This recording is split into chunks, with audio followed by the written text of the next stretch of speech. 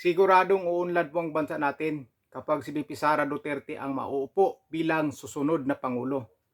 Dahil sa kanyang katatagan, tibay, talagang determinasyon, siguradong uunlad ang bansa natin.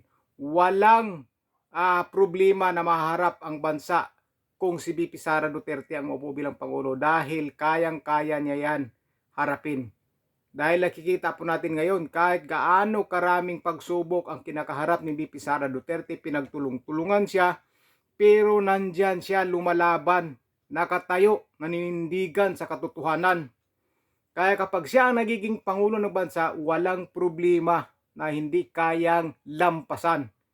Dahil yan sa katatagan ng Vice Presidente. Napakatatag po, hindi basta-basta sumusuko sa laban. Sa mga pagsubok sa buhay, hindi hindi inuurungan ang mga pagsubok na kinakaharap. Talagang lumalaban, nakatayo po, hindi umuurong. Kaya pag nagiging Pangulo siya, asahan po talaga natin na uunlad po talaga ang bansa natin. Uunlad po. Diyan po talaga ako naniniwala na uunlad ang bansa natin kapag si VP Sara Duterte ang maupo bilang Pangulo. Yung korupsyon, siguradong malilinis yan. Malilinis po talaga yung korupsyon yan. Tiwala po ako na kayang-kayang linisin ni VP Sara Duterte yung katiwalian sa gobyerno. Kayang-kaya niyan. At sigurado naman maraming matatakot kapag siya ang maupo bilang Pangulo. Kasi makikita po talaga natin dito. Pinagtulong-tulungan siya kung ano-ano na mga paninira na para lang mapabagsak siya, kung ano-anong mga kwento para lang siya ay mahatak pababa. Pero ang taong bayan naninindigan at naniniwala na si VP Sara Duterte po talaga ang pag-asa sa bayan. Dahil nakikita mismo yan ng taong bayan kung gaano katatag ang isang babae. Babae yan pero talo pa ang isang lalaki sa katatagan at tibay ng loob na lumalaban sa katotohanan. Kaya dyan ako bilib na bilib kay VP Sara Duterte. Bilib po talaga ako sa kanya. Bilib ako sa kanya. Totoo po yan. Dahil yan ang paniniwala ko na siya talaga makakaahon sa bansa natin. Yung mga katiwalian sa gobyerno, yung mga iilan na mga opisyal dyan ang gumagawa ng hindi tama, sigurado matutuwid niya yan. Maaayos niyan. Magtitino ang mga yan kapag si VP Sara Duterte ang maupo bilang Pangulo. Kita nyo ngayon, di ba? Kung ano-ano ang mga paninira, pinagtulungan. Pero umuurong ba ang Vice Presidente? Umaatras ba? Hindi siya umaatras dahil alam niya na ang lahat ng mga yan ay puro paninira lang. At alam na alam ni VP Sara Duterte na wala siyang ginawang masama. Nagtatrabaho siya ng maayos. At alam ng sambayan ng Pilipino na sinisiraan lang ang Vice Presidente.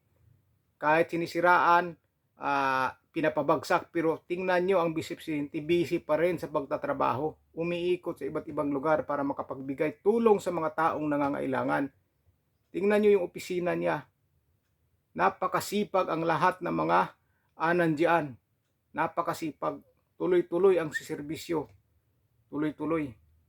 Diba dapat kapag sinisiraan ka na, dinadown ka na, mawawalan ka na ng lakas o mawalan ka ng yung tamang pag-iisip na nagagawin mo dahil pinagkaisahan ka. Pero si VP Sara hindi. Matibay, tuloy-tuloy pa rin. Hindi nagpapaapekto dahil alam niya lahat ng mga yan ay puro paninira lang. Kahit ikaw kung sisiraan ka at alam mo namang wala kang ginawang masama, di ba? Hindi ka basta-basta susuko dahil alam mong tama ka. Tama ka sa mga ginagawa mo at wala kang ginawang masama o mali dyan sa iyong trabaho. Pero yung iba na may mga pansariling interes at alam nila mapuputol yung mga buntot nila kapag si VP Sara Duterte ang maupo bilang Pangulo, ngayon pa lang talagang binabanatan nila ng gustong Vice Presidente kahit ang ano-ano na lang, lalo-lalo na yung mga sinasabi ni Madriaga. Sus, sino bang naniniwala dyan? Halatang halata, di ba? Halatang halata. Kasi ikaw, kung alam mo lahat ang ginagawa mo, hindi mo na kailangan ng script. Hindi mo na kailangan magbasa. Di ba?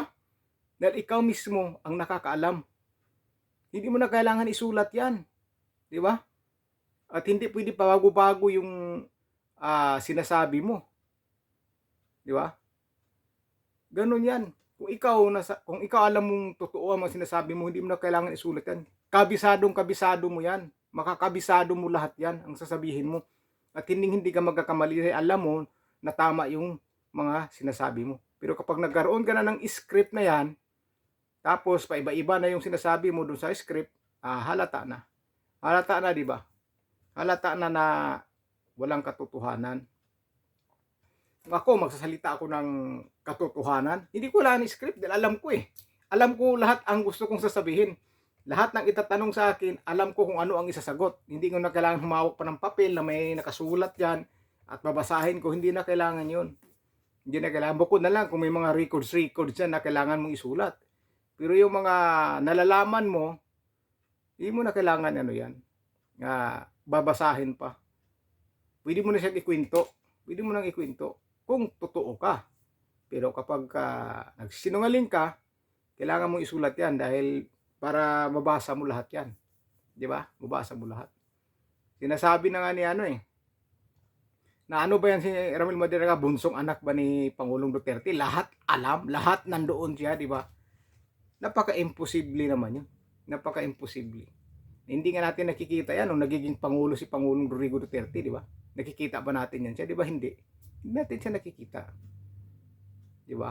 Ipapakulong ba yan? Papayag ba si Pangulong Rodrigo Duterte na makulong yan kung talagang bata-bata niyan o kilalang-kilala niyan? Di ba? At maraming alam tungkol daw kay Pangulong Rodrigo Duterte at kay Vice President Sara Duterte. Siyempre hindi nila pababayaan dapat. Dahil mabubunyag kung totoo man. Talagang puro lang, kasinungalingan. Kaya sabi ko, kapag si VP Sara Duterte talaga po ang maupo, uunlad ang bansa. Magiging maganda ang kinabukasan ng bansa natin. Magkakaroon na ng maraming project, yung corruption, may matitiran man talaga dyan kahit pakunti-kunti, pero halos lahat yan maayos ni VP Sara Duterte yan. Gaganda po talaga. Tapos yung peace and order, sigurado po may papatupad ni VP Sara Duterte yan. Mapapatupad po talaga yan. Kaya diyan na mag-uumpisa mag-uunlad ng bansa. Si VP Sara Duterte po, maayos po ang bansa natin. Maayos po. Grabe katatag. Believe na believe ako. Biruin mo, babae yan ha. Babae yan. Ibang babae pa yan na kung ginaganyan. Ay wala na. Suko na. Suko na. Pero si VP Sara Duterte, tingnan nyo. Sanay talaga na yung sanay lumaban na nasa tama. Saka yung sinasabi ni Madriaga na si VP Sara Duterte daw nung pumapasok sa eskwelahan, mahina, tapos violente daw. Nako po, may isa siyang kaklasmate o kaklase nagsasabi na si VP Sara Duterte nung nag-aaral, napakamatulungin. Napakamatulungin po si VP Sara Duterte nung siya ay nag-aaral pa lang. Mismong kaklase niya ang nagsasabi. Hindi ko lang mailagay dito dahil may music. Baka makapiright tayo. Nagkukwento na si VP Sara Duterte sobrang matulungin daw nung nag-aaral. Tapos sabihin niya violente. Grabe. Lahat biruin no? Lahat ng galaw ng mga Duterte alam na niya. Pero tingin ko baka umiyak si Ramil Madriaga. Tingin ko umiyak. Nahirapan sa script siguro. Paano niya ipapaliwanag? Baka nahirapan sa script. Sobrang dami. Kasi dami na isulat dito. Paano ko kaya ipapaliwanag ito? Pag tinatanong ako isa-isa nito. Di ba? Pagdating sa Senado, talagang gisado siya doon. Gisado siya doon. Baka mapaiyak sa lalo doon. Gigisahin siya ng gusto ng mga tanong kung ano man ang sa kanyang lahat, kung ano man ang kanyang sasabihin niya sa script. Itatanong sa kanya lahat yan. Yung kredibilidad niya, itatanungin yan. Itatanungin ng mga senador yan. Diyan na siya mahirapan at diyan na siguro talaga sa iyak ng totoong iyak kung paano niya may papaliwanag. Di atin masasabi kasi na kagustuhan niyan, baka mamaya mayroon sa likod yan, di ba? Mayroong gumawa lang dyan at pinagawa sa kanya, di ba? Hindi natin alam. Pero hindi ako naniwala. Dahil ang paniniwala ko, ang Vice Presidente, isang mabuting tao.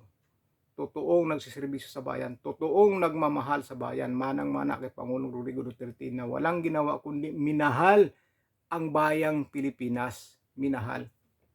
Kaya nasa inyo na po, kayo naman po ang magdesisyon yan. Pero para sa akin, si VP Sara Duterte po, kapag naupo bilang susunod na Pangulo, sigurado po uunlad at magiging maayos ang bansa natin. Tingnan nyo lang sa Davao. Ngayon, bumisita na naman yung Japanese ambassador kay Baste.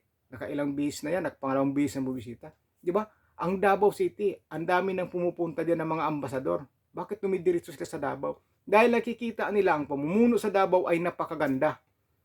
Umasinso ang Davao dahil yan sa magandang pamumuno o pamamahala ng mga opisyal na nandiyan.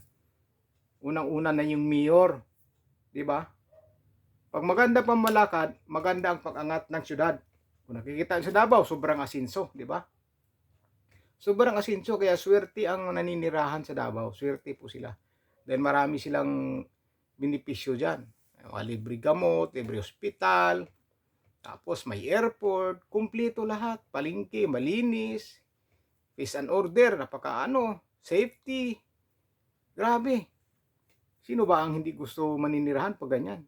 Pag ikaw naman negosyante, safety ka dahil sa baga, maunlad yung lugar. Maunlad. Yung mga bumabanat kay BP Sara Duterte, puro paninira lang yan. Wala akong pinapaniwalaan din isa dyan. Puro paninira lang yan. Yung namang yun, yung survey ng UKTA daw, na 60+% ba yun na gusto matuloy ang impeachment si BP Sara Duterte. Ate ako natatawa sa UKTA na yan eh. Ba, panay pus kagad si Dilima. Punay pus kagad si Dilima dun, no? Pero nakakahiya dahil yung post niya na maraming tao daw ang gusto na ma-impeach si Sara Duterte dahil sa survey ng UKTA, pinagtawanan siya doon sa post niya. Baka 80% pa nga yung tumawa dyan sa niya sa post niya eh. Kung sabihin pa nila na 80% ayaw ng impeachment, maniniwala pa ako. At 80% gustong magiging Pangulo si Vice President Sara Duterte, maniniwala pa ako dyan. Maniniwala ako. Kasi yung ginagawa ni VP Sara Duterte, yan ang hindi nila kaya. Naiinggit po ang mga yan, lalong-lalo na pag nakikita nila ang Vice President na pinagkaguluhan ng mga tao kahit saan-saan man pumunta sa sulok ng Pilipinas, kahit sa ibang bansa, pinagkaguluhan ng mga tao, tuwang-tuwa ang mga tao magipagpicture kay VP Sara Duterte. Hindi nila kasi kaya yan, hindi nila magagawa yan. Kaya inggit na inggit sila kay VP Sara Duterte. Di ba? Saan ka makakita ng ganyan? Kahit saan pumunta, pinagkaguluhan, lahat ng cellphone nakataas para lang makakuha ng video o picture kay VP Sara Duterte. Di ba? Kaya Presidente Bongbong Marcos, nakikita o bang mga ganyan? Mayroon siguro mga iba, pakunti-kunti lang, pero hindi yung kagaya kay VP Sara Duterte na Minsan nga, si Presidente Bongbong Marcos hindi na pinapansin eh. Gaya ng ibang mga OFW na umuwi. Hindi ba lang, dinadaan-daanan lang nila si Presidente Bongbong Marcos, di ba? Pinapansin mo nila? Hindi! Pero kung si VP Sara Duterte yun ang nandoon sa Malubog, ewan ko na lang, hindi magkagulo yung mga OFW kalapit ni VP Sara Duterte para magpa-picture. Kung si VP Sara Duterte lang yung sumalubong sa mga OFW na pinapauwi, di ba? Kung si VP Sara Duterte yun, grabe po, kanya-kanyang bunot na ng cellphone yun at pa-picture kay VP Sara Duterte at sisigaw, malayo pa lang, sisigaw na yan. Duterte, BP, di ba? Pa-picture. Ganon kalakas sa taong bayan si VP Sara Duterte. Napakalakas ng karisma. Kaya napakalakas ng karisma din kasi nila dahil yan sa kanilang magagandang ginagawa.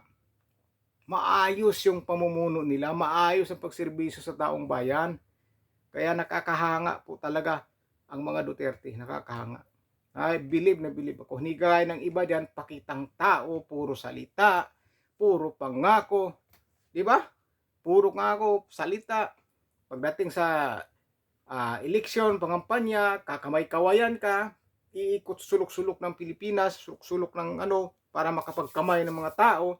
Pero pag nanalo, hindi mo na makikita ang mga yan. Kahit kailan hindi mo na makakamayan yan.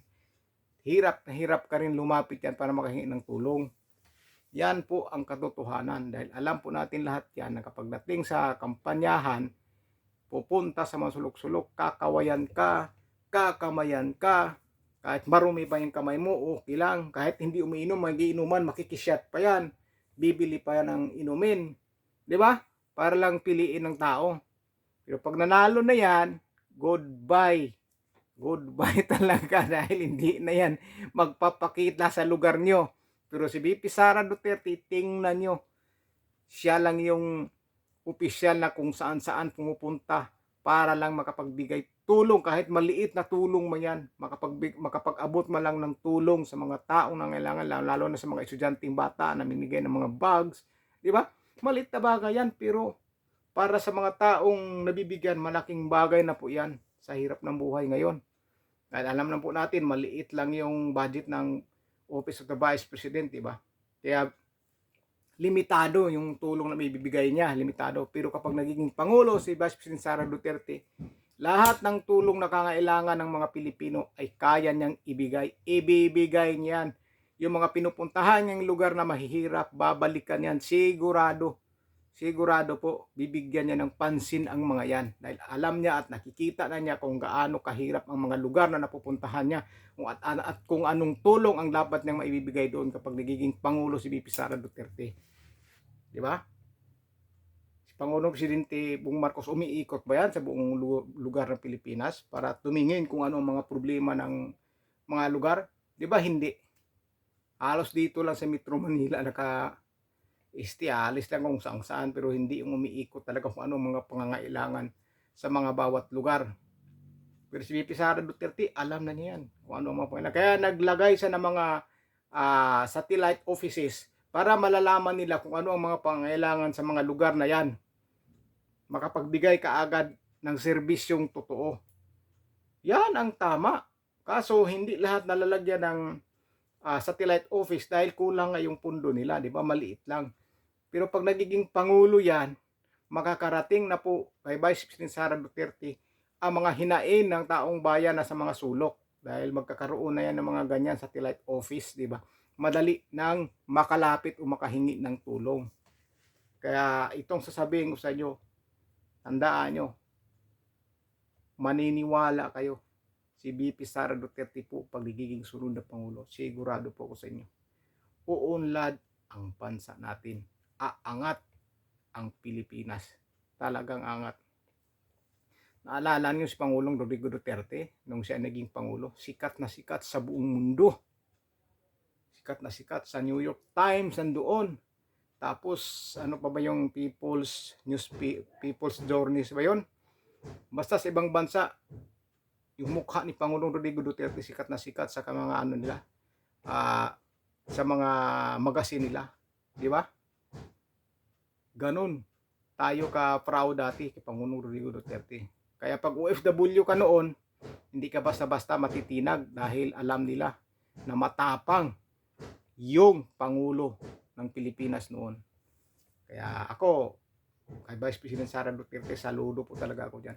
Believe ako sa kanyang katatagan, talino, tapat sa serbisyo, at importante may panindigan at hindi siya hindi nangungurap sa bayan. Lahat ng iyang ginagawa ng mga kalaban ay puro paninira lang. Yan ang paniniwala ko talaga. Talagang solido ako dyan. Kaya kayo na rin po bahala sa inyo. Kung ano po ang gusto nyong piliin, nasa inyo na po yan. Karapatan po natin ng bawat isa kung sino yung nakikita natin na karapat dapat. So, para sa akin, VP Sara Duterte, uunlad ang bayan kapag siya ang magiging sunod na Pangulo. Diyan po ako sigurado.